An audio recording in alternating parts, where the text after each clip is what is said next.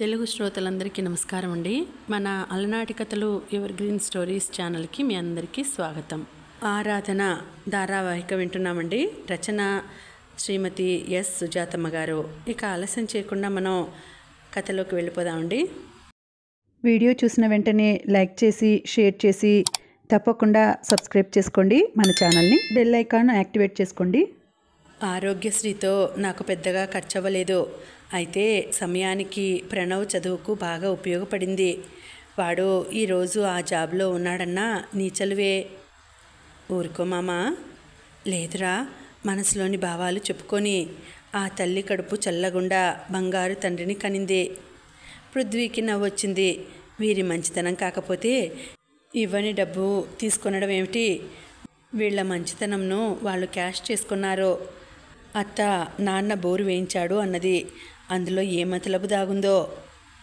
ప్రణవ్కు డబ్బు ఖర్చయింది కానీ పాపకు. వాసు నోరు తెరవగానే వాసు తొడపై గిల్లి గబుక్కున ఏదేదో మాట్లాడేస్తూ మాట తప్పించింది దేవిక. ప్రణవ్ ఇంటికి పొద్దున్న కల్లా చేరుకున్నాడు పృథ్వీ. ఏంట్రా ఇంత పొద్దున్నే వచ్చేసావు? చెప్పాను కదా, ఈరోజు మీరు నాతో ఫ్రీగా మాట్లాడాలి. ప్రతిరోజు ఫ్రీగానే కదా, మాకేమైనా ఫీజు ఇస్తున్నావా? చాలే, పెద్ద జోక్ వేశావు. శశిని పిలువు. తను ఏదో పనిలో ఉన్నట్టుందిరా. కుదరదు, నీకు ముందే చెప్పాను ఏ పని పెట్టుకోకూడదని. అప్పుడు ఫ్రీగానే ఉన్నానురా, ఇప్పుడు కుదరదు అంటున్నాను కదా. తన మూడు ఏమీ బాగాలేదు. ఎవరి మూడు బాగాలేదు? నీదేమో నాది కాదు. చిరచిరలాడుతూ వచ్చింది శశిరేఖ. సరైన టైంలో రాలేదేమో. పృథ్వీ మనసు కొంచెం వెనకంజ వేసింది. ఇది పరిస్థితి. నిస్సహాయంగా చూశాడు ప్రణవ్. బోనీనే సరిలేదు నిరాశగా అన్నాడు. ఏంట్రా అసలు విషయం? వద్దులే, మరోసారి వస్తాను. మీ మూడ్ బాగుంటే పిలవండి. ఏంటన్నయ్యా మీరును? నేను బాగానే ఉన్నాను, చెప్పండి అంది శశిరేఖ. ఏం లేదమ్మా, సరదాగా మాట్లాడే విషయం. కనీసం మీరైనా సరదాగా మాట్లాడండి. సరదా అనే పదానికి నా బతుకులో అర్థం లేకుండా పోయింది. చూడు ఎలా మాట్లాడుతుందో. తనకి నేనేం చేశాను? అదే ఏం చేశారు అనే అడుగుతున్నాను. అన్నీ నీ ఇష్ట ప్రకారమే కదా జరుగుతాయి. ఏంటి బోడి జరిగేది? రాకూడని సమయంలో వచ్చాననుకున్నాడు పృథ్వీ.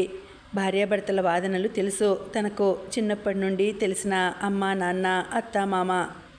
తర్వాత తన ఫ్రెండ్స్ వాళ్ళు ఎప్పుడూ వాదనలతో పంతాలతో వంతులతో ఉంటారు. ప్రణవ్ శశి బాగానే ఉంటారు. వాళ్ళని ఇలా చూడడం ఇదే ఫస్ట్ టైం. సారీ పృథ్వీ, మూడవుట్లో ఉన్నాను, ఏమనుకోకు. చచా, మన మధ్య సంజాయిషి ఏంటి? తర్వాత కలుస్తాలే. నువ్వు వెళ్ళిపోతే నేను చాలా ఫీల్ అవ్వాల్సి వస్తుంది చిన్నపిల్లలా అంది శశి. ఇది విషయం చిన్నదే కానీ మూడు బాగున్నప్పుడు మాట్లాడేది నాంచాడు. నా మూడు బాగానే ఉందిలే. ప్రణవ్ నేను చిన్నప్పటి నుంచి స్నేహితులం. ప్రతి ఒక్కటి వాడితో నేను పంచుకునేవాడిని. రీసెంట్గా నేను ఒక అమ్మాయిని కలిశాను. అమ్మాయి డ్యాన్స్ నాకు నచ్చింది. అదేదో సింపుల్ అనుకున్నాను కానీ పదే పదే గుర్తొస్తోంది. ఇంతకుముందు ఎప్పుడూ ఇలా లేదు. దాన్ని ప్రేమ అంటాడు ప్రణవ్. నేను కాదన్నా వాడు నవ్వి ప్రేమే అంటున్నాడు. అది నిజమే అయితే మీరంతా ప్రేమించుకొని పెళ్లి చేసుకున్న వాళ్ళు కదా. ఫ్రాంక్గా మీ అనుభవాలు తెలుసుకుందామని. తెలుసుకొని ఏం చేస్తావు? ప్రేమించడం మానేస్తావా? ఇప్పుడు ఎవరు ఏం చెప్పినా వినవు. ఇతరులు చెప్పేవి నెగిటివ్గా, తను ఏం చెప్పినా పాజిటివ్గా అనిపిస్తుంది బ్రో. మేము తీసుకోమన్నామా పాజిటివ్గా? మీ వెధవ బుద్ధి. అందే వరకు కాళ్ళు, అందాక మేమెందుకు పనికిరాని వాళ్ళం. ఒకవైపు ముక్కు చెదుతూ మరోవైపు పిల్లో తీసుకుని ప్రణవ్ని బాధింది. ప్రణవ్ అమ్మో అబ్బో అంటూ అరిచాడు. నిజం పృథ్వీ, నేను నా అభిప్రాయం చెబుతున్నా, బాగా విను. వీడిలాగా పెళ్లికి ముందు నెత్తికెక్కించుకొని తర్వాత లెక్క చేయకపోయావంటే మీ సంసారం ఏమాత్రం బాగోదు. ప్రతి క్షణం ఆడది ఆ మాటలతో హ్యూమిలియేట్ అవుతుంది. ఆ కోపంతో ప్రతిరోజు దేనికో ఒకదానికి గొడవలు వస్తూనే ఉంటాయి. అలా కాక పెళ్ళికి ముందే నీకు నచ్చినా నచ్చకపోయినా ఫ్రాంక్గా చెప్పేసేయ్. నిన్ను ఇష్టపడితే ఇష్టపడింది, లేదంటే లేదు. తను నిన్ను ఇష్టపడడానికి నువ్వు అబద్ధాలు ఆడకు. పెళ్ళయ్యాక వాస్తవాలు అంటూ నువ్వు హట్టు చేస్తూ పోతే ఎంతకని తట్టుకుంటారు? ఏడిపించేదేదో పెళ్ళికి ముందే ఏడిపించు. నేను ఇలాగే ఉంటాను, నన్ను ఇష్టపడు అని చెప్పేయి. తర్వాత నవ్వించు. కళ్ళనీళ్ళు తుడుచుకొని లోపలికి వెళ్ళిపోయింది శశి. ఏంట్రా అంత హర్ట్ చేశావా? పృథ్వీ బాధగా ప్రశ్నించాడు. ఊరుకోరా, ఆడవాళ్ళ మాటలకు అర్థాలు వేర్లే అని. If you listen to her every one will be fools. చూసావా పృథ్వీ, నేనంటే ఎంత చులకనో? లోపల నుండి కోపంగా దూసుకొచ్చింది. All are bad habits. I could not bear this attitude. Shut up. నువ్వు నా గురించి బ్యాడ్గా చెప్పడం గుడ్ హ్యాబిటా? అమ్మా తల్లి, నన్ను వదిలే, నేనే పనికిమాలిన వాడిని. దిండు తీసి మొహానికి అడ్డు పెట్టుకుని సోఫాలో జారగిలబడి కాళ్ళు తీసి పృథ్వీ ఒడిలో పెట్టాడు. ఈ యాటిట్యూడ్కి ఎక్కడ వెళ్ళిపోతాడో అని. ఇలా పోనీకుండా పట్టుకోవడం వారిద్దరి మధ్య అలవాటే. పృథ్వీకి ఇది ఒకందుకు మంచిదే అనిపించింది. తాను వెనక్కి వాలి ఆలోచించడం మొదలెట్టాడు. తానెందుకు తన గురించి ఇంతలా ఆలోచిస్తున్నాడు? నువ్వు సెలెక్ట్ అయ్యావు అన్నా ఏమాత్రం యాంగ్జైటీ లేకపోగా, ఇది నాకు ముందే తెలుసు, నువ్వు చెప్పేదేమిటన్నట్టు ఆ చూపు. ఛా, ఎంత చిరాకొచ్చిందో. ఏమనుకుంటుంది నా గురించి? నిజంగా తన పెర్ఫార్మెన్స్ బాగుంది, కానీ కళ్ళల్లో ఆ పొగరేంటి? అయినా తనకెందుకు కోపం రావడం లేదు? చూసిన మొదటిసారి నచ్చింది. తర్వాత తను దగ్గరకు వెళ్ళి అప్రిషియేట్ చేసినప్పుడు తన చూపులు ఇప్పటికీ మర్చిపోలేకపోతున్నాడు. ఎహే, ఆనాడే వదిలేసి ఉండాల్సిందే. అంత పొగరేంటి? కానీ తన స్పీచ్ చాలా బాగుంది. వాల్యూస్ ఉన్నాయి. ఆడపిల్లకు ఆ మాత్రం పొగరుండాలి, లేదంటే ప్రతి విధవ వెంట పడుతూనే ఉంటాడు. అయినా ఎదుటివాళ్ళు ఎలాంటి వాళ్ళో గుర్తించాలి కదా. ప్రొఫెసర్లు తనని ఎంత పొగిడారు. అసలు తన స్టేటస్ ఏమిటో అర్థం కావట్లేదా? ఇంత పెద్ద కంపెనీలో జాబ్స్ ఇచ్చే రేంజ్ అంటే అర్థం కాదా నేనేంటో? ఆ చులకన భావమేంటి? కానీ అక్కడే తానేంటో తెలుస్తోంది. దేనికి లొంగని మనస్తత్వం. తనను హర్ట్ చేస్తే చేసింది. ఆ మాత్రం అభిజాత్యం ఆడపిల్లకు ఉండాలి. నర్మదా డ్యాన్స్ వీడియో ఓపెన్ చేశాడు. చూస్తుంటే చూడాలని అనిపిస్తోంది. ప్రణవ్ ఆ మ్యూజిక్ వినగానే నిశ్శబ్దంగా నవ్వడం మొదలుపెట్టాడు. అది కూడా గమనించుకోక చూస్తూనే ఉన్నాడు పృథ్వీ. ఇక వల్లగాక పొట్ట పట్టుకొని మరీ నవ్వుతూ సోఫాల నుండి జారి క్రింద పడ్డాడు.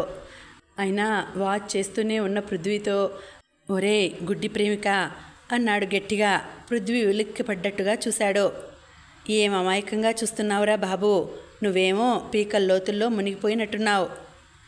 ఒరేయ్, ఆ పిల్ల అందరిలాంటిది కాదురా, మహా పొగరబోతు, దానితో అస్సలు వేగలేవు. నోర్మొయ్, తెలిసి తెలియక మాట్లాడకు.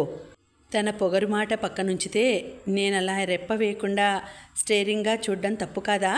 అందుకే తను అలా ప్రవర్తించిందేమో. ఇప్పుడు అలానే పాజిటివ్గా ఆలోచిస్తాంరా. తర్వాతే దగ్గరైనా అదే లుక్ ఉంటుంది, మనకు ఒళ్ళు మండుతుంది అప్పుడు, చెప్పాడు ప్రణవ్. మళ్ళీ చటుక్కున ఎంటర్ అయింది శశి. అదేదో అప్పుడే మండించుకుని ఉంటే ఈరోజు ఈ ఏడుపు ఉండేది కాదుగా అంది వచ్చి.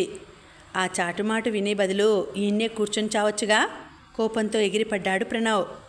చస్తాను, ఎప్పుడో ఒకరోజు తప్పకుండా చస్తాను. నీతో ఎగే కంటే అదే మేలు. మళ్ళీ విసవిసా లోపలికి వెళ్ళిపోయింది. శశి తీరు భలే తమాషాగా అనిపించింది పృథ్వీకి. రేయ్, మీరెందుకు గొడవ పడ్డారో నాకు తెలీదు, కానీ కఠినంగా మాట్లాడడం తప్పు అనిపిస్తోంది. నేను కఠినంగా ఏం మాట్లాడానురా? చావచ్చుగా అనడం. తను నన్ను ఎన్నోసార్లు అంది తెలుసా? మీ మధ్య ఆ మాట చాలాసార్లు యూజ్ చేయడంతో విలువ తగ్గిపోయినట్టుంది. కానీ మనుషులు దూరమైనా లేకపోయినా జీవించడం కష్టంరా. జీవించవచ్చు కానీ ఆనందంగా అయితే ఉండలేం. పృథ్వీ, అంత సెన్సిటివ్ అయ్యావేంటి? తల అడ్డంగా ఊపాడు. ఏంట్రా, సారీరా, నువ్వు మంచి మూడ్లో వస్తే మేము చెడగొట్టినట్టున్నాం, అందుకే ఇప్పుడు కుదరదు అంటే నువ్వేమో వినలేదు. అలా ఏం లేదులే. మనం చిన్నప్పుడు హాస్టల్లో ఉండేటప్పుడు విజిటర్స్ డే రోజు నీకు మీ అమ్మ నాన్న వచ్చేవారు. నా కోసం ఎవ్వరూ వచ్చేవాళ్ళు కాదు. పిల్లలందరూ ఆనందంగా బయటికి వెళ్ళిపోతే నేను ఒక్కడనే ఉండేవాడిని. అప్పుడు మన వాచ్మెన్ వచ్చి, నీకు అమ్మా నాన్న లేరా అని అడిగేవాడు. నేను జవాబు చెప్పేవాడిని కాదు. చచ్చిపోయారా అని అడిగేవాడు. ఆ తర్వాత తెలుసుకొని వాళ్ళు ఉన్నా ఒకటే, లేకపోయినా ఒకటే.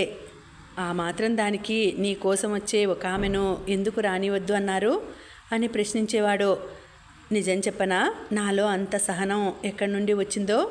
అమ్మా నాన్నలపై వచ్చిన కోపాన్ని, కసిని ఏ రోజు వ్యక్తపరచలేదు. మా అత్త చెప్పేది, ఆశ, కోపం మనుషుల్ని దూరం చేస్తుందని. అందుకే ఎవరిపై కోప్పడేవాడిని కాదు. వాతావరణం నిశ్శబ్దంగా మారిపోయింది. రా, కాసేపు అలా బయటకెళ్దాం. ప్రణవ్ బలవంతంగా పృథ్వీని బయటకు లాక్కెళ్ళాడు. కారులో వద్దు, నడుద్దాం. ఓ 10 నిమిషాలు నడిచాక ఇక వెళదాం పదా అన్నాడు ప్రణవ్. మరి కాసేపు నడుద్దాం, ఇంత ఖాళీ మళ్ళీ దొరకదు. మళ్ళీ వద్దాం, శశి గుంజుకుంటూ ఉంటుంది. ఆశ్చర్యంగా చూశాడు. ప్రణవ్ నవ్వి, వెళ్ళి బ్రతిమలాడుకుంటాలే అన్నాడు కన్ను గీటుతూ. ఇంటికొచ్చేసరికి వేడివేడిగా టిఫిన్ రెడీ చేసింది శశి. ఇద్దరు ఒకరిని ఒకరు చూపులతో గుచ్చుకుంటుంటే పృథ్వీకి తమాషాగా అనిపించింది. టిఫిన్ చేసి అలా కూర్చోగానే టీవీ ఆన్ చేసి ప్రణవ్ లోపలికి వెళ్ళాడు. వెళ్ళిన ఓ అరగంటకు లోపల నుంచి నవ్వులు వినిపించాయి. తర్వాత కొంతసేపటికి ఇద్దరూ కలిసి వచ్చారు. కోపతాపాలు పోయి ప్రశాంతంగా వచ్చి కూర్చున్నారు. పృథ్వీ, ఆ అమ్మాయికి చాలా పొగర్రా, నీ వల్ల కాదు. శశి లాంటి వాళ్ళతోనైనా వేగవచ్చు, కానీ నీవు చాలా సెన్సిటివ్, నీ వల్ల కాదు. పృథ్వీ ఢీలాగా చూశాడు. శశికి పాపం అనిపించింది. ప్రణు, అలా ఎలా అనేస్తావు అంది చిరుకోపంగా. ఎందుకా, ఇలా చూడు అంటూ వాట్సాప్ ఓపెన్ చేసి చూపాడు. అది ధన్యకు గిఫ్ట్ ఇస్తూ తీసిన వీడియోకి ప్రణవ్ పెట్టిన క్యాప్షన్కి నర్మద ఇచ్చిన రిప్లై. పృథ్వీకి కోపం వచ్చింది. నిన్నెవర్రా అలా క్యాప్షన్ పెట్టమంది అన్నాడు గట్టిగా. అమ్మో, ఎవరిపైనా కోప్పడేవాడిని కాను అని గంట గడవలేదు. ఒకే కంచం ఒకే మంచంగా బతికిన వాళ్ళం. ఎవరో ఏమో తెలియకనే తన కోసం నన్ను. నువ్వు నా ఫ్రెండ్వే కాదు. చాలే, నోర్మోయ్. చెడగొట్టింది కాక నేను ఎలా తనని నా వైపు తిప్పుకోవాలా అని నేను ఆలోచిస్తుంటే పృథ్వీకి కోపం ఆగలేదు. ఇక ఎవరు ఏం చెప్పినా ప్రయోజనం లేదు అని అర్థమైపోయి, ఓకే కూల్, అయితే మొదట బ్రతిమలాడడం నేర్చుకోవాలి అన్నాడు తత్వం బోధిస్తున్నట్టు. వెంటనే శశి గట్టిగా ప్రణవ్ భుజంపై గిల్లింది. అబ్బా, మన విషయం కాదులేవే అరిచాడు ప్రణవ్. సరే, ఎలా అప్రోచ్ అవుతావు? అదే ఆలోచిస్తుంటే నువ్వు ఇలా చేశావు. ఇదేమంత పెద్ద విషయం కాదులే. పంపింది, కామెంట్ చేసింది నీవు కాదుగా. మళ్ళీ మరో నెగిటివ్ పాయింట్ రీచ్ అయింది కదా. ఏమిట్రా నెగిటివ్ పాయింట్స్? నీ వైపు నుండి అన్నీ పాజిటివే. ఆవిడగారు పెద్ద ఫోజు కొడుతోంది అన్నాడు ప్రణవ్. అలా అనకురా, ఆ వయసు అలాంటిది. మనం మాత్రం ఆ వయసులో అలానే ఉండలేదా? బాబోయ్, వీడు బాగా పీకల లోతుల్లో మునిగిపోయినాడురా దేవుడో, గుండెలు బాదుకున్నాడు ప్రణవ్. అంత లేదు, తానేంటో తెలుసుకోవాలనుకుంటున్నాను. పెళ్ళయ్యాక గొడవలు. చటుక్కున ఆగాడు. మా అమ్మా నాన్న గురించి తెలుసుగా. మా గురించని మేము అనుకోలేదులే. ఓ ట్రయల్ వెయ్యి. ఇన్నేళ్లకు నీకు ఆలోచన రావడమే గొప్ప తేల్చేశాడు ప్రణవ్. రేయ్, మా మధ్య జరిగిన చాటింగ్ పెట్టాను, చదివి డిలీట్ చెయ్యి. శశికి తెలిస్తే బాగోదు అన్నాడు ప్రణవ్ వచ్చే ముందు. ఇంటికి రాగానే రూమ్లోకి వెళ్ళడమే అలవాటు. ఈ మధ్య తల్లి ఆప్యాయంగా పలకరిస్తోంది. ఎక్కువ బయటే గడుపుతున్నావు, ఇంట్లో ఉండొచ్చు కదా అడిగింది. నవ్వి, అలాగే అమ్మా అన్నాడు. శారద ఎప్పుడూ డ్రెస్లోనే ఉంటుంది. ఇంటి దగ్గర ఉంటే నైటీ. ఒకసారి వారణాసికి వెళ్ళినప్పుడు 2 చీరలు తీశాడు. ఒకటి తల్లికని, రెండోది అత్తకని. అత్తకి ఎలా ఇవ్వాలో తెలియక 2 తల్లికే ఇచ్చాడు. తల్లి పెద్దగా ఆసక్తి కనబరచలేదు. అప్పుడే హరిద్వార్లో డ్రెస్ కొన్నాడు. చెల్లికి అని అనుకోలేదు, కానీ ఆ ముసలావిడ బ్రతిమలాడిన తీరుకి కొన్నాడు. మీ జానేమన్కి ఇవ్వమంది నవ్వుకున్నాడు. కానీ అలాంటి డ్రెస్ వేసుకునే తన జానేమన్ అలా అనుకోగానే పెదవులు విచ్చుకున్నాయి. ఇన్నేళ్లుగా తనలో కలగని ఆలోచనలు తనను చూడగానే ఎందుకు కలిగినట్టు? నిజంగానే లవ్ అట్ ఫస్ట్ సైట్ ఉందా? ఏంటి ఆలోచన? నీతూ పైన ఉంది, పిలువు, ముగ్గురం కలిసి సినిమాకి వెళదాం. పరిచయం లేని వాళ్ళలా అనిపించింది. నవ్వొచ్చింది. అమ్మా, నీతూకి పెళ్ళెప్పుడు సడన్గా అడిగాడు. ఆలోచనే లేని శారద వెంటనే జవాబివ్వలేకపోయింది. మీ నాన్నని అడుగు అంది తనదేమీ లేనట్టు. కన్నది కనుక ఆమెలో కొంచెం మార్పు. తండ్రికి ఏం పట్టనట్టు ఉండే బదులు వదిలేయచ్చు, లేదా అనుమానం ఉంటే తేల్చుకోమన్నాడు కదా. అందరి ఇళ్లల్లో అమ్మమ్మలు తాతలు ఉంటారు. ఈ ఇంట్లో అందరూ ఉన్నా ఎవ్వరూ తమకేమీ పట్టనట్టు ఉంటారు. మౌనంగా ఉన్న కొడుకుని చూసి మీ ఫ్రెండ్స్లో ఎవరైనా ఉంటే చూడు అంది. అంతలో నీతు పైనుండి దిగడం చూసి నీతు ఇలా రా అంది శారద. ఏంటమ్మా, సినిమాకి వెళదామా అడిగింది శారద. ఎప్పుడూ లేనిది ఈరోజేంటి కొత్తగా? శారద మొహం నల్లబడింది. అయినా నాకు బయట పనుంది. నీతు, నేను నీతో వస్తా అన్నాడు పృథ్వీ. నాతోనా? నీతు ఆశ్చర్యపోవడంలో వింతేమీ లేదు. తామిద్దరూ కలిసి ఉండింది తక్కువ. తర్వాత ఇంటికి వచ్చిన ఇద్దరి టైమింగ్స్ వేరు. కలిపేందుకు ఎవరున్నారు? తనే ఎప్పుడైనా ఫోన్ చేసేవాడు. బాగానే మాట్లాడేది. ఏం కావాలని అడిగితే నవ్వేది. ఆ విషయంలో తల్లిదండ్రులు లోటు చేయలేదు. కావాలి అని అడిగితే ఏమి, ఎందుకు, అవసరమా అని అడగకుండా ఇచ్చేవాళ్ళు. తన సంపాదన ఏం చేయాలో తెలియని పరిస్థితి. నీతు కూడా జాబ్లో జాయిన్ అయింది. అయినా సరే నీకేం కావాలో తీసుకో అని మనీ ట్రాన్స్ఫర్ చేస్తాడు. ఊరికే అలా సరదాగా. నాకైతే ఇప్పుడు పని ఉంది, తర్వాత వెళదామా అన్నది నీతు. పిలిచినప్పుడు వెళ్ళరాదు అంది శారద. పిలుస్తాడని కలగన్నానా? వెళ్ళననడం లేదుగా. నీతు, ఫ్రెండ్స్ ఎప్పుడూ ఉంటారు. అవును, వాళ్లే ఎప్పుడూ ఉండేది. నీతు ఏమాత్రం తగ్గదు. నిర్మోహమాటంగా మాట్లాడుతుంది. సర్లేమ్మా, నీతు నువ్వు వెళ్ళిరా. పృథ్వీ, మరేం పర్లేదుగా, త్వరగా వచ్చేస్తాను. చెప్పాను కదా, ఊరికే. అలాగే. ఏ సినిమాకి? No idea. ఓ పని చేస్తా, కుదిరితే టికెట్స్ తీసి ఫోన్ చేయనా? అలాగే. బెడ్ మీద బోర్లా పడుకొని ప్రణవ్ పంపిన చాట్ ఓపెన్ చేశాడు. Hello, I am Pranav. Visited to see you. Oh yeah. Your parents said no. May I know reason please? They have better choice.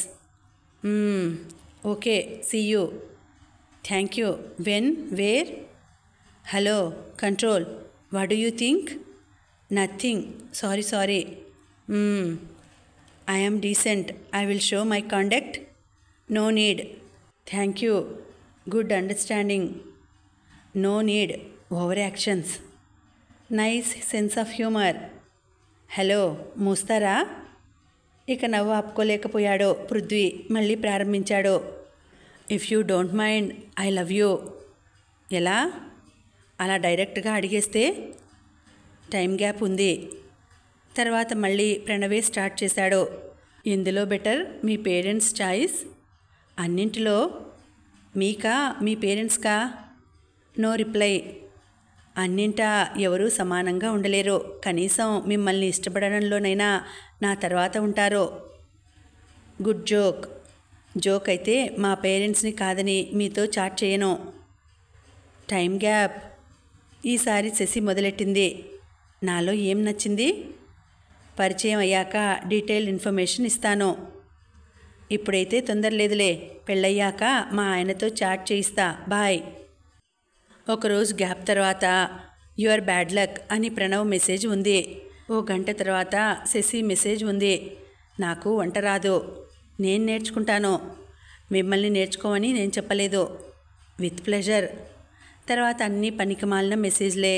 ఈరోజు ఫుడ్ ఏంటి, ఎంత తిన్నావో, ఎక్కడున్నావు, కలుద్దామా, మీ ఫేవరెట్ కలర్ ఏంటి, బాయ్ ఫ్రెండ్స్ ఉన్నారా, నాకు గర్ల్ ఫ్రెండ్ ఉంటే ఏం చేస్తావు? మళ్ళీ గొడవలు, అలకలు, బ్రతిమలాడడాలు, ఏడుపులు, ముక్కు చీదుళ్ళు, సూపర్లేటివ్ డిగ్రీస్లో శశిని పొగడడం, హామీలు ఇవ్వడం, క్షమాపణలు, కాళ్ళు పట్టుకునే వరకు. ఇలా చాలా బోరింగ్గా ఉంది. చివరికి మా అమ్మ నాన్నను ఒప్పించాల్సిన బాధ్యత నీదే. ఎవరొచ్చినా నచ్చలేదని చెప్తూ ఉండు. ఎందుకు చెప్పాలి? ఆ రిస్క్ అంతా నాది కాదు.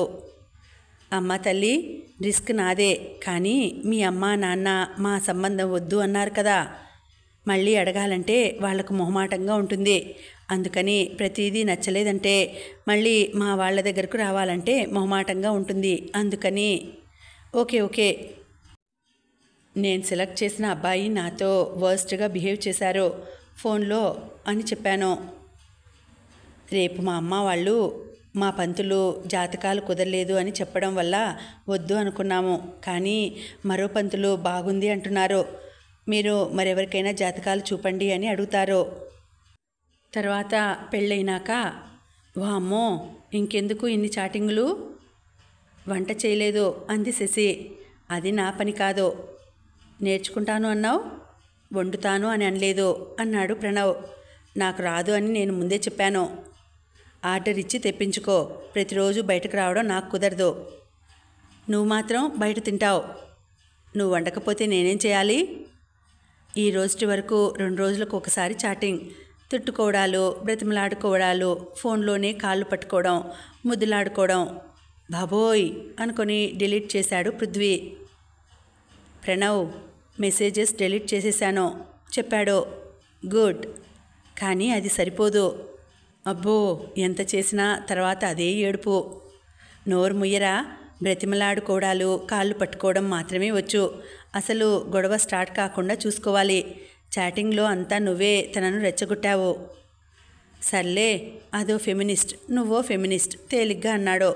అత్త నీతుకి పెళ్లి చేయమని చెప్పింది చెప్పాడు పృథ్వీ. ఆవిడికైనా ఆ జ్ఞానం వచ్చింది అన్నాడు ప్రణవ్. నువ్వు మగబిడ్డవి. నీకు పెళ్ళైనా అవ్వకపోయినా పర్వాలేదు. ఆడపిల్లని అలా వదిలేయకూడదు. అనుభవంతో చెప్తున్నాను. నువ్వు వెళ్లేలోపు పని పూర్తి చేసుకుని వెళ్ళు అంది. నిజమే, బాగా చెప్పింది. నెల రోజులలో ఎలా కుదురుతుంది? ప్రయత్నిద్దాం. అమ్మతో అన్నాను, నాన్నతో చెప్పమంది. నాన్నతో అంటే నిశ్శబ్దంగా ఉన్నారు. అప్పటికీ మీకు అనుమానం ఉంటే DNA టెస్ట్ చేయించుకోండి అన్నాను. ఆ మాట ఎందుకన్నావు? ఒకవేళ తేడా వస్తే? అమ్మ మీద నమ్మకం. ప్రణవ్ పృథ్వీ చేతిని దగ్గరకు తీసుకొని యు ఆర్ గ్రేట్ అన్నాడు. నిజమే, మా అమ్మలో శశిలో చూశాను కదా, అదంతా మొండితనం అంతే. కానీ నమ్మకం లేకపోతే దూరంగా ఉండాలి, కానీ దగ్గర పెట్టుకొని పట్టించుకోకుండా ఉండకూడదు.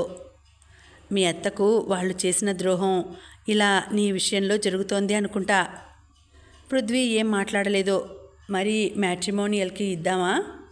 నాన్నకు చెప్పాను, ఓ 2 రోజులు అవకాశం ఇద్దాం. నేను సంపాదించాను, కానీ దాంతో ఏం చేయాలో అర్థం కాలేదు. మీ అత్త చెప్పింది కదా, ఆశ ఉంటే మనుషులు దూరం అవుతారని. ఫాలో అయిపోయావేమో. నాన్న పేర పైకి ట్రాన్స్ఫర్ చేశాను. ఇన్కమ్ ట్యాక్స్ పడుతుంది అన్నాడు. వైట్ మనీ అని చెప్పాను. ఆశ్చర్యపోయాడు. నేను ఎంత ప్యాకేజీలోకి వెళ్ళినానో కూడా ఆయనకి తెలియదు. కాస్త పాజిటివ్గానే ఉన్నాడు అనిపించింది. రేపు మా అత్త వాళ్ళ ఊరికి వెళ్దాం. తనతో సంప్రదిస్తే ఎలాంటి వాడిని సెలెక్ట్ చేసుకోవాలో చెప్తుంది. కానీ తన ఇన్వాల్వ్మెంట్ ఉంటే మా పేరెంట్స్ ఒప్పుకోరు. మరెలా? సెలెక్ట్ చేసుకోవడంలో సూచనలు పాటించాలి అంతే. అత్త వాళ్ళ పొలానికి బోర్ వేయించాలి, కంచె నాటించాలి. నువ్వు లోకల్ కదా, ఆ పని చూడు. అంతేకాదు, ఆ ఊర్లో వ్యవసాయానికి ఇంపార్టెన్స్ ఇచ్చే వాళ్ళని ప్రోత్సహిస్తూ 2 బోర్లు వేయిస్తాను. గుడ్. మీ మామకు హెల్త్ బాగాలేదన్నావు. మీ అత్తకు వ్యవసాయం అలవాట్లేదు కదా, ఎలా చేసుకుంటుంది? మా అత్త చాలా తెలివైంది, కాకపోతే అవకాశం లేదు. చిన్నప్పుడు ఎవరూ చేరదీయకపోవడంతో బిడియంగా ఉండేదట. అందులోనూ పనులు చేసి స్కూల్కి వెళ్ళాల్సి వచ్చేది కదా, దాంతో హోంవర్క్ రాసేదానికి కూడా అవకాశం ఉండేది కాదట. మేడమ్స్ కసిరినా తిట్టినా మౌనంగా ఉండేదట. వాళ్ళు భోంచేశాక వాళ్ళు తిన్న క్యారియర్స్ కడిగేదట. దాంతో వాళ్ళు అత్తను చేరదీసి చదువు నేర్పిస్తుంటే క్విక్గా నేర్చుకునేదట. అలా చదువులో ముందంజ వేసింది. కాలేజీ చదువుకునేటప్పుడు మా పెద్దత్త పిల్లల వలన, మా వలన తను చదువుకోలేకపోయింది. కానీ కాస్తో కూస్తో చదువుకొని డిగ్రీ మాత్రం పూర్తి చేసింది. కాలేజీకి అటెండ్ అయ్యేది కాదట, కానీ ఏ రోజు చదువుకోలేదని బాధపడలేదు. నేను ఒకసారి అడిగాను, నువ్వు మా నాన్నలాగా ఎందుకు ఉద్యోగం చేయలేదు అని. నాకు చేయాలని ఉండేది, కానీ ఎలా అప్లై చేసుకోవాలో తెలిసేది కాదు అనేది. ఇవన్నీ నా వద్దకు హాస్టల్కి వచ్చేదే అప్పుడు చెప్పేది. తను వచ్చినప్పుడు నా చదువు ఎక్కడ వేస్ట్ అవుతుందో అనుకుని హోంవర్క్ పూర్తి చేశావా అని మొదట అడిగేది. నేను లేదంటే బుక్స్ ముందు బయటకు తెమ్మనేది. మొదటి నుండి నా హోంవర్క్ చేసేది. టీచర్స్ ఏమైనా కామెంట్ చేశారేమోనని చూసేది. అందరి అమ్మలు ఎదురుగా కూర్చోబెట్టి బిడ్డల చేత హోంవర్క్ చేస్తే మా అత్త మాత్రం నన్ను తన ఒడిలో కూర్చోబెట్టుకొని హోంవర్క్ చేయించేది. టీచర్లకు ఒబీడియంట్గా ఉండు. వాళ్లకు చేసే సేవ వల్ల నీకు లాభమే కానీ నష్టం ఉండదు. వినయంలో టీచర్లను మెప్పిస్తే వాళ్ళ జ్ఞానాన్ని నీకు అందిస్తారు. పురాణాల నుంచి కూడా గమనించు. నీకు ఇచ్చిన పుస్తకాలలో కథలున్నాయి, అవి చదువుకో. అత్త నాకు వచ్చేటప్పుడు ఎప్పుడూ 5, 10 పెట్టి కథల బుక్స్ తెచ్చేది. అత్త సలహాల వల్లనే టీచర్లకు నేను ఒబీడియంట్గా ఉండేవాడిని. ఆ మాట మాత్రం నిజం. వాళ్ళు నాపై కాస్త శ్రద్ధ వహించేవాళ్ళు. నాతో ఎవరూ స్నేహం చేసేవాళ్ళు కాదు. నువ్వు మాత్రం ఎలా చేశావు? ప్రేమించడానికే కాదు, గొడవ పడ్డానికైనా ఒక తోడు ఉండాలి. నాకు చెల్లి ఉంది, కానీ మేమిద్దరం అత్త ఉన్నంత వరకు మాత్రమే అన్నా చెల్లెల్లా పెరిగాము. తర్వాత ఎవరి జీవితం వాళ్ళది. మేము ఎప్పుడైనా పోట్లాడుకుంటే మా అమ్మ చెరో దెబ్బ వేసి చెరో రూమ్లో వేసేసేది. తను మాత్రం బయటకు వెళ్ళిపోయేది. అలాంటి నా జీవితంలోకి నువ్వు వచ్చావు. నువ్వు నాతో ఫైట్ చేస్తుంటే నాకు చాలా ఆనందం వేసేది. తిరుక్కుంటే ఆపేస్తావని గమ్మున ఉండేవాడిని. అలా అవర్ ఫ్రెండ్షిప్ సిమెంటెడ్. ఇక్కడ కూడా నా వినయమే నిన్ను నాకు దగ్గర చేసింది. ప్రణవ్ పృథ్వీ చేతిని గట్టిగా నొక్కి పట్టుకున్నాడు ప్రేమగా. నిజం చెప్పాలంటే నేను మా అన్న దగ్గర బాగా తన్నులు తినేవాడిని. ఆ గోల భరించలేక మా అమ్మ నన్ను హాస్టల్లో చేర్చింది. మా అన్న నన్ను ఏడిపించేవాడు. నాకు అదేదో గొప్పగా అనిపించేది. సో నీతో అని నవ్వాడు. పొలం దగ్గరికి రమ్మని అత్తకు మామకు ఫోన్ చేశాడు. పొలం దగ్గరకు వచ్చి కూర్చొని ఉండగానే దేవిక, వాసు వచ్చేశారు. సత్యవతి వాళ్ళు ఉండరని తనను పొలం దగ్గరకు రమ్మన్నాడు. అనుకున్న దేవిక దంపతులకు బోర్ మిషన్ లారీతో పృథ్వీని చూసి ఆశ్చర్యపోయారు. ప్రణవ్ మరొకరితో కలిసి నీళ్లు ఎక్కడ బాగా పడతాయి అని చూస్తున్నారు. వాసు, ఏంట్రా ఇది అన్నాడు చెమర్చిన కళ్ళతో. కళ్ళల్లో మాత్రం ఆనందం తొణికిసలాడుతోంది. నీళ్లు లేకుండా వ్యవసాయం ఎలా చేస్తారు మామా? అయినా డబ్బులు ఖర్చవుతాయి కదా. డబ్బు తిని బతకలేం కదా మామా. అది కాదురా, ఇప్పటికే మీ నాన్నకి ఎంత ఇవ్వాలో చెప్పండి, ఇస్తాను, ఇచ్చేద్దురు. పృథ్వీ, మామ నోటిపై చెయ్యి వేసి, ఇక మీరేం మాట్లాడకండి. మీరు అమ్మకి ఇచ్చిన 2.5 లక్షల్లోనే అయిపోతుంది. నాకు తీర్చాలి అనుకుంటే మన మధ్య ఉన్న బంధానికి అర్థం లేదు. అందులో డబ్బు సంపాదించడం తేలిక, విలువైన వాటిపై ఖర్చు పెట్టడం కష్టం. అదేంట్రా, అందరూ డబ్బు ఖర్చు పెట్టడం తేలిక అంటుంటే? విలాసానికి ఈజీగా ఖర్చు పెట్టవచ్చు. 5 రూపాయల వస్తువుపై 5,000 కూడా పెట్టొచ్చు. అది సులభం. అంతేకాని వ్యవసాయం మీద పెట్టడం విలువైన పని. లాభ నష్టాలను అంచనా వేయకూడదు. ప్రతి అభివృద్ధి చెందిన దేశం ఆధారపడింది వ్యవసాయంపైనే. అంతలో ప్రణవ్ వచ్చాడు. అక్కడ వేస్తే బోరు మంచిదంటున్నారు అన్నాడు. మరింకేం, పని మొదలు పెట్టండి. ఏమంటావు మామా? చదువుకున్న వాళ్ళు మిమ్మల్ని కాదని ఏంట్రా? ఏం చదువుకున్నా, ఎంత చదువుకున్నా వ్యవసాయం విలువ మాకు తెలియదులే మామా. తెలియకనే ఇంత చేస్తున్నావా? నా బంగారు తండ్రి. అంతే, నిండుకొండ తొనకదు, గర్వంగా అంది దేవిక. బోరు శబ్దానికి దూరంగా చెట్టు కింద కూర్చున్నారు. అత్తా, వీడే నా ఫ్రెండ్ ప్రణవ్. పరిచయం చేశాడు ఇద్దరికి. మా అబ్బాయికి నీ పేరే పెట్టాడు అన్నాడు వాసు. మీ గురించి ఎప్పుడూ చెప్తూ ఉంటాడండి. కాసేపు అవి ఇవి మాట్లాడినాక, నీతూ పెళ్లి గురించి మీ నాన్నతో మాట్లాడావా అడిగింది. చెప్పాను, చూస్తానన్నారు. నేను మీ నాన్నమ్మతో అన్నాను. మీ తాత గుడ్లప్పగించి చూస్తూ కూర్చున్నాడు. బాగా విడమరిచి చెప్పాను. నాకు పెళ్ళి ఆలస్యం చేసినప్పుడు ఊరంతా ఏమనుకున్నారో గుర్తు తెచ్చుకోండి. నా పెళ్లి వయసు కంటే నీతూకి సంవత్సరాలు ఎక్కువయ్యాయి. 29 సంవత్సరాలు పూర్తవుతోంది. ఇంకా ఆలస్యం చేస్తే మంచి సంబంధాలు రావు. మళ్ళీ అచ్చట ముచ్చట ఎవరు చూస్తారు అని అడిగాను. మీ నానమ్మ బాగా రియాక్ట్ అయింది. వెంటనే కొడుకు దగ్గరికి వెళ్దామని అన్నది. తొందరగా ఆ పని పూర్తి చేసుకొని రండి. పెద్దవాళ్ళు మీరు లేకపోతే వాళ్ళు ఆలోచించేట్టు లేరు అని ఖచ్చితంగా చెప్పేశాను. ఇవాళ బయలుదేరతారనుకుంటా. పెద్దవాళ్ళు కదా, కారులో తీసుకెళ్ళిపోతావా? నాకు అభ్యంతరం లేదు, నీవే ఆలోచించుకో. నేను డ్రాప్ చేసి మళ్ళీ నిన్ను పికప్ చేసుకుంటాను అన్నాడు ప్రణవ్. సరే, తెలివైన పని. నేను వెళ్ళి వాళ్ళని రెడీ అవ్వమని చెప్తాను. పైకి లేచింది దేవిక. కూర్చో అత్త, ఇంకా టైం ఉంది కానీ. అయినా నువ్వే వెళ్ళాలా? అక్కడ ఎవరో వెళ్తున్నారుగా, వాళ్ళ చేత చెప్పి పంపు. రెడీగా ఉంటే తీసుకెళ్తామని చెప్పు. అలాగే. అత్త, ప్రణవ్ దగ్గరికి వెళ్దామా? వాడి దగ్గరికా? ఎందుకు? వాడు రమ్మన్నాడు అన్నారు కదా, కుదరక వెళ్ళలేదు. ఇప్పుడు నేను వచ్చానుగా, తీసుకువెళ్తాను. ఫెన్సింగ్ వేసి మోటార్ బిగించేసరికి 2 రోజులు అవుతుందట. నా పని ఒకటుంది, తర్వాత బయలుదేరదాం చెప్పాడు పృథ్వీ. అలాగే, ఎలాగూ పెద్దవాళ్ళు లేరు కాబట్టి వెళ్ళొచ్చు అన్నాడు వాసు. మరి మీ అమ్మ? పెద్దావిడే కదా, రాములమ్మ చూసుకుంటుందిలే. వాడు చాలాసార్లు రమ్మన్నాడు. వాడిని చూసి చాలా రోజులైంది. సంతోషపడింది దేవిక. ప్రణవ్కి ఉద్యోగం వచ్చినా ఇంత ఆనందాన్ని తమకు ఇవ్వలేదు. వాసు బోరు దగ్గరున్నప్పుడు, ఏరా నీ విషయం ఏమైంది అని అడిగింది దేవిక పృథ్వీని. నా విషయమా? అమాయకంగా అడుగుతావేమిటి? ఎవరో అమ్మాయి ఉంది అన్నావు కదా. అత్త, నేను ఖచ్చితంగా చెప్పలేను. అసలు ఆ అమ్మాయిని ఇష్టపడ్డానా ప్రేమించానా నాకు తెలీదు. అది అట్రాక్షనా కూడా తెలియదు. కానీ ఇన్ని రోజులు నా మనసులో కలగని భావం కలిగింది. సరే, ప్రయత్నిస్తాను అనుకుంటే అవకాశం ఇవ్వటం లేదు. పలకరిద్దామంటే ఆమెడ దూరంలో ఉంచుతోంది. అందులో కలిసేందుకు అవకాశమే లేదు. తనేమో చదువుకుంటోంది. ఆ కాలేజీకి ఇన్వైట్ చేసినప్పుడు గెస్ట్గా వెళ్ళి తనని చూశాను, అంతే. ఏ విధంగా తనతో పరిచయం పెంచుకోవాలి అర్థం కావటం లేదు. కానీ తనే గుర్తొస్తుంది. ఓ 4 సార్లు చూశాను, అంతే. చూసిన ప్రతిసారి కళ్ళు తిప్పుకోలేకపోతున్నాను. నాలో అంత వీక్నెస్ ఎలా వచ్చిందో నాకు తెలియదు. నేను అలా తదేకంగా చూడడమే ఆమెకు కోపం తెప్పించిందని అనుకుంటాను. అసలు పని లేకుండా 3 గంటల సేపు ప్రయాణించి ఆమె దగ్గరికి వెళ్ళాను.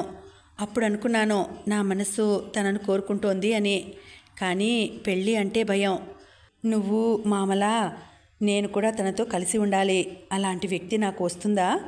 మేమిద్దరం ఒకరినొకరు అర్థం చేసుకోగలమా? ప్రయత్నిద్దాం అనుకుంటే అవకాశం లేదు. అదే పనిగా తన దగ్గరికి ఏ కారణంతో వెళ్ళాలి? ఏ మార్గం లేదో. వాళ్ళ పేరెంట్స్ను కలవలేకపోయావా? దేవికకు పృథ్వీ పరిస్థితి పాపం అనిపించింది. తను సుముఖం వ్యక్తం చేస్తే అలా చేయొచ్చు. వాళ్ళ క్యాస్ట్ ఏదో తెలియకుండా వాళ్ళ పేరెంట్స్ని ఎలా కలవను? మనకు ఇక్కడ కుల పట్టింపులు ఎక్కువ కదా. నిజమే. ఒక పని చెయ్యి. తనతో మాట్లాడడానికి ప్రయత్నించే కంటే తనకు రోజు ఎదురుపడేలా చూడు. కనిపిస్తుంటే మనసులో నిలబెడతాం. తర్వాత పరిచయం పెంచుకుందువు అన్నది దేవిక. అదే కదా, ఎలా కనిపించాలి? తను ఎక్కడో ఉంది, నేను ఇక్కడ ఉన్నాను. తనకు తెలిసిన వాళ్ళు ఎవరూ నీకు తెలియదా? మౌనంగా ఉండడం చూసి, అలా ఉంటే ఏదో ఒక గెట్ టుగెదర్ పెట్టుకొని నీ గురించి నువ్వు నిరూపించుకో. తనే నిన్ను కలుస్తుంది, మాట్లాడుతుంది. నువ్వు తదేకంగా చూడడం కోపం తెప్పించింది అంటే ఆమె కూడా నిన్ను గమనిస్తోంది అని అర్థం. ఎక్కడో ఒకచోట పాజిటివ్ వేవ్ రాకుండా పోదు. తనను గమనించనట్టు ఉండు. అప్పుడు తనలో ఆతృత పెరుగుతుంది. నిన్ను గమనించడం మొదలు పెడుతుంది. అప్పుడు నువ్వు నిన్ను ప్రూవ్ చేసుకో. స్త్రీలను గౌరవిస్తే వాళ్ళు తప్పకుండా నీతో పాజిటివ్గా ఉంటారు. అత్త అలా అనునయంగా చెప్తుంటే అభిమానంగా అత్త భుజంపై తల వాల్చి ప్రయత్నిస్తాను అన్నాడు ఆలోచిస్తూ. ప్రణవ్ వచ్చాడు. తాను కూడా పృథ్వీ పక్కన కూర్చున్నాడు. ఏంటి సీరియస్ డిస్కషన్ అడిగాడు. ఏం లేదు, నన్ను పెళ్లి చేసుకోమంటే విషయం చెప్పాను. ఏ విషయం? ఆ మొండిదాని గురించా?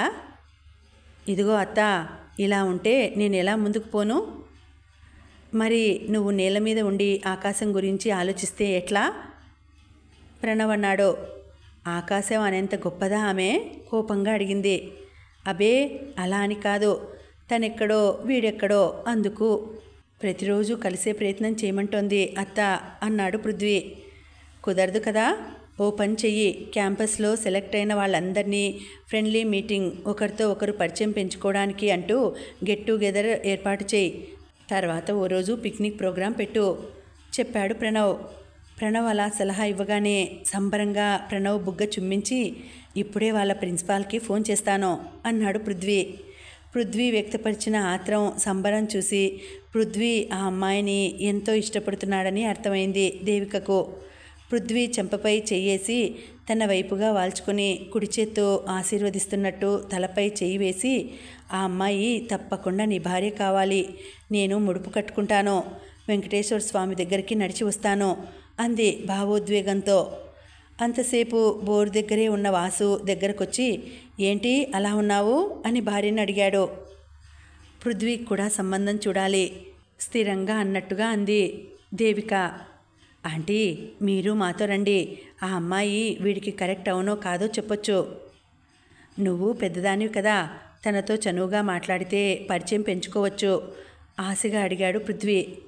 అలాగే వెంటనే ఒప్పేసుకుంది దేవిక. ఇంకా ఉందండి, కథ కొనసాగుతుంది. మళ్ళీ వచ్చే వీడియోలో తర్వాత భాగం తెలుసుకుందాం. అంతవరకు సెలవు. నమస్తే.